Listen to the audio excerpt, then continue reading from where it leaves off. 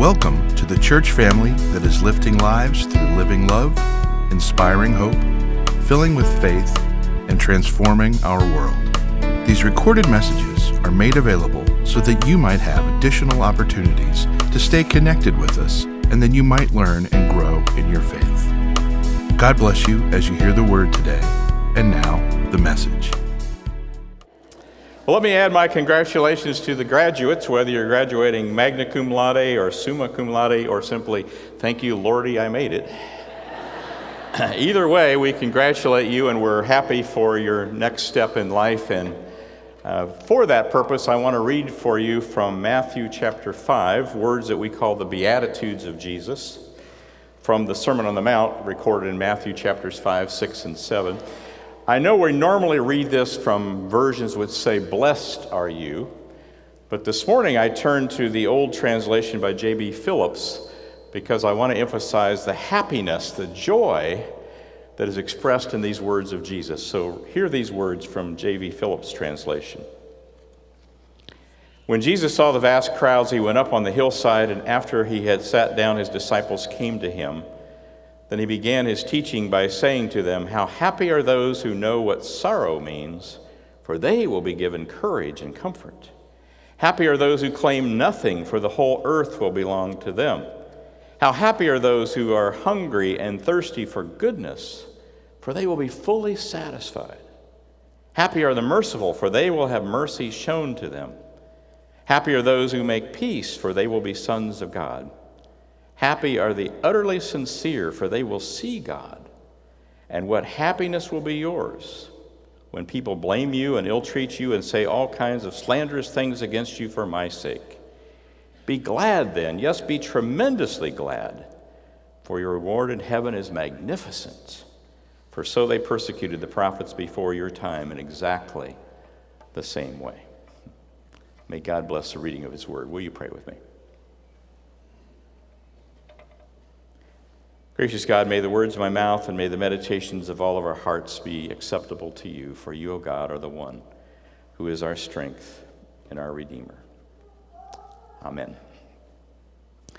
I have to begin with two disclaimers here. One is I'm not really a big country western music fan, even though last week we used the song and video I Can Only Imagine, and today we're using the video and song later called I Hope You Dance. I'm not really a big country western fan.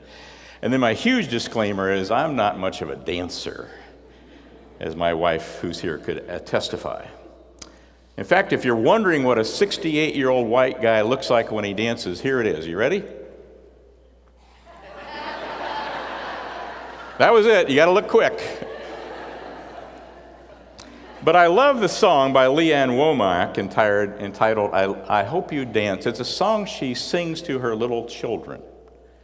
It's about what she hopes for in their life. And some of the lyrics are on the screen. I hope you never lose your sense of wonder. I hope you still feel small when you stand beside the ocean. Give the heavens above more than just a passing glance. Give faith a fighting chance.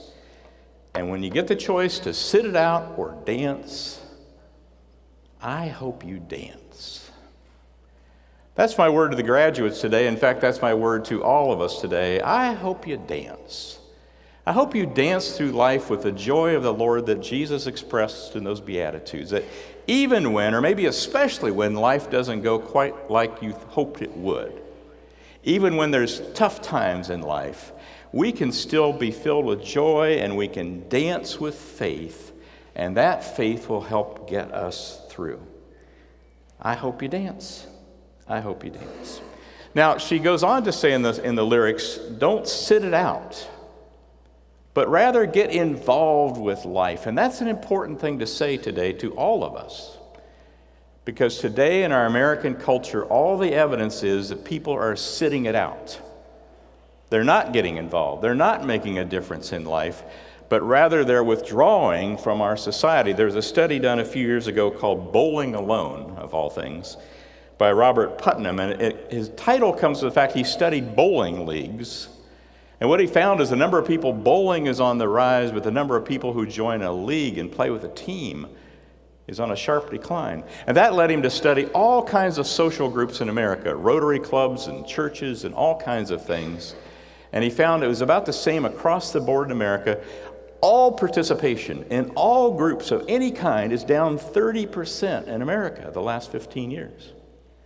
And he worries in his study that we're losing the social capital, the social networking it takes for us to be a society together. We're withdrawing from each other, maybe partly because we sit in front of our computers or on our phones by ourselves. Whatever the cause, he didn't try to analyze that. Participation is down in everything. And Putnam worries, and I worry. What is that going to mean for our future if we don't engage and try to interact and make a difference in our culture? And the same is true of churches, as studied by the Gallup people who do all kinds of polling and studying. They studied all churches across the board, all denominations, all size churches. And here's what they found. They found that in all churches, only about 33% of the people are actually active, involved, volunteering, singing, teaching, being communion stewards, whatever. Only about a third of church members are actually really involved. A full 50% are what he calls passively involved. Well, they show up some. Maybe they're like the guy I met a few years ago when he learned I was the Methodist bishop for Indiana. He said, "Oh, I belong to one of your churches. I'm really active there." I said, "Well, that's good to hear." And for some reason, he had to explain that to me. He said, "Yeah, I'm there almost every Christmas and Easter." Well, that doesn't fit my definition of active, you know? But the scariest part the Gallup people found, they found that then 17% of church membership across the board, all denominations, are what they call cave dwellers. CAVE, which stands for constantly against virtually everything. I haven't done a study to see if that's true here. I don't think that's true. But I do worry, and so I believe her song is exactly right to graduates and all of us. Don't sit it out, but get in the dance. Or as Yogi Berra put it so eloquently, if you don't go to other people's funerals, they won't come to yours.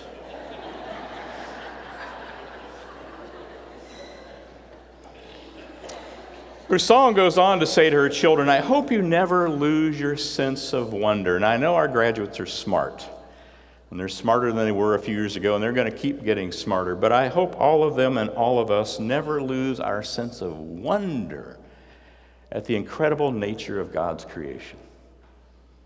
I was blessed a few years ago to serve on a task force in our denomination. It was called the Task Force on Science and Theology. I was kind of the token bishop. Didn't have much to give, but I just sat and listened a lot as these incredibly smart theologians and scientists got together and dialogued. Because we were worried that maybe there's a divide between faith and science. And what we found was that's not a divide at all. In fact, they had great appreciation for each other. And one scientist, a brilliant guy, got up and he said, 50 years ago, if you had asked any scientist, "Do you believe in God?" they would have said, "Of course I don't believe in God, I'm a scientist." But he said, today, if you ask any really top-notch scientist, "Do you believe in God?" they would say, "Of course I believe in God, I'm a scientist." And he said what's changed is the more we've learned about life, the cosmos, and the smallest particles, the more we've learned about all of that, the more we've learned we can't explain it all. And we have to turn back to God to answer the question, who did this? Science tries to explain how it was done and what was done, but theology tries to answer who. I think he's right about that. So we don't want to lose our sense of wonder, or as one of my philosophy professors said, as the island of knowledge grows, the shoreline of mystery keeps expanding. The more we learn, the more we realize we don't understand it all.